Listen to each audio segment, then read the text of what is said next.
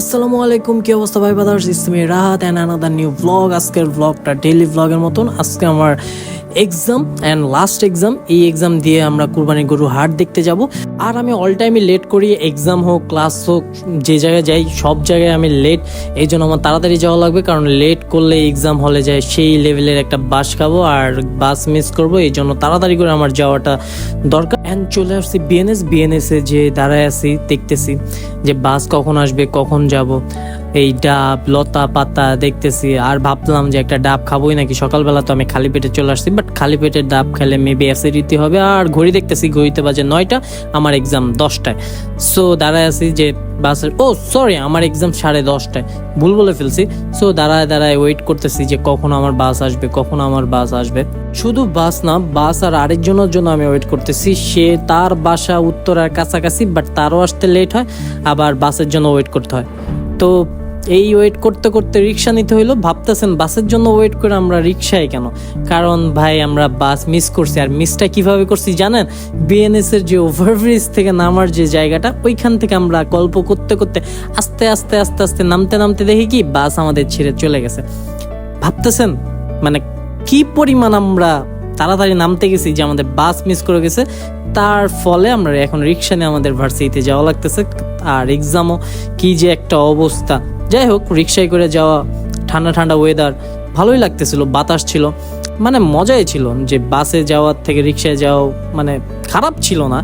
And আমি আমাদের ক্যাম্পাসে চলে আসছি। আর এইটাই আমাদের ক্যাম্পাস, দেখছেনই তো, বারবার দেখায়, বিকজ আমাদের ক্যাম্পাসটা অনেক সুন্দর, আমাদের কাছে অনেকটাই সুন্দর লাগে। অ্যান্ড নতুন করে আরও কাজ করতেছে, আরও সুন্দর হবে ইনশাল্লাহ। ক্যাম্পাসে ফুল ভিডিও নিয়ে আরেকদিন আসবো।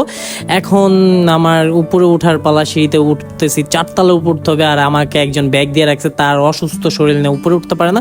আর ভাবতেছেন এখানে কি বিরিয়ানি দেওয়া হইতেছে? এত ভিড় কেন? আরে না ভাই, এখানে বিরিয়ানি না, কে কার সাথে বসবে, কে কার আগে পিছে বসবে, এটা নিয়ে ঠেলাঠেলি করতেছে।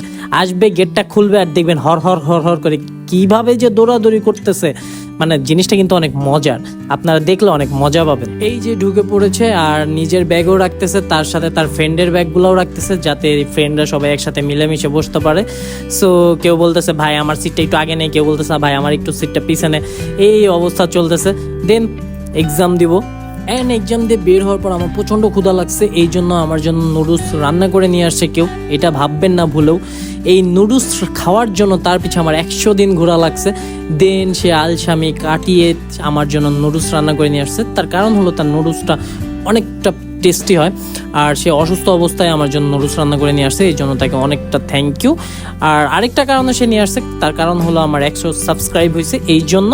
নুডলস খাওয়া শেষে আমরা চলে যাব রিক্সা করে গরুর হাটে, এই জন্য। আর আমি একটু পোস্ট পাস নিয়ে একটু চ্যাগায় ম্যাগায় রিক্সাতে বৈশা বাতাস খেতে খেতে গরুর হাটে যাওয়ার একটু ফিল নিতেছিলাম। আর সামনে আমার ফ্রেন্ড রাশেদ চমলক্কভাবে একটা লুক দিল, তো ব্যাপার না। তো আমরা যাব এখন গরুর হাটে যে আমরা গরু দেখবো, যদি দাম দরে হয় তাহলে কিনেও নিয়ে চলে আসবো, ঠিক আছে? তো আমরা গরুর হাট দেখতে যাই, আমরা সব বন্ধুরা মিলে, মানে আমার আশেপাশে গরুরা সবাই মিলে গরুর হাট দেখতে যাব। এটা মজাই অন্যরকম। গরুর হাটে চলে আসার পর এদিক ওদিক সব দিকে খালি গরু আর গরু। আমার সাথেও 2টা গরু ছিল, ঠিক আছে? আর আমি তো তাদেরকে নিয়ে যাচ্ছি। সো অনেক ভালো গরু উঠছে এবার বাজারে। যত ভালো গরু উঠছে, আবার গরুর দামও তত ভালো, মানে কোনোটার থেকে কোনোটার দাম কম না।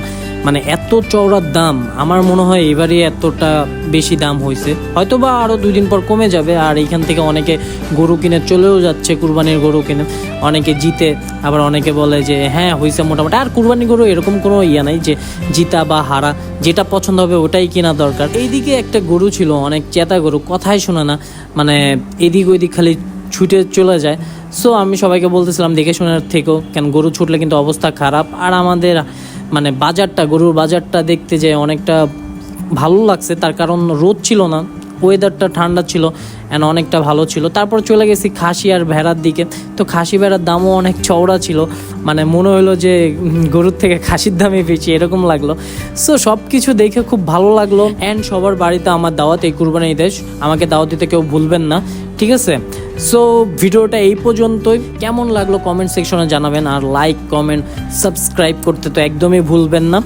আর আমাকে দাও দিতে ভুলবেন না। আর যেখানে আছেন ভালো থাকেন, সুস্থ থাকেন, এন্ড আমার জন্য দোয়া করেন। আজকের ভিডিও এই পর্যন্তই, পরের ভিডিওতে আবার দেখা হবে। টাটা, আল্লাহ হাফেজ।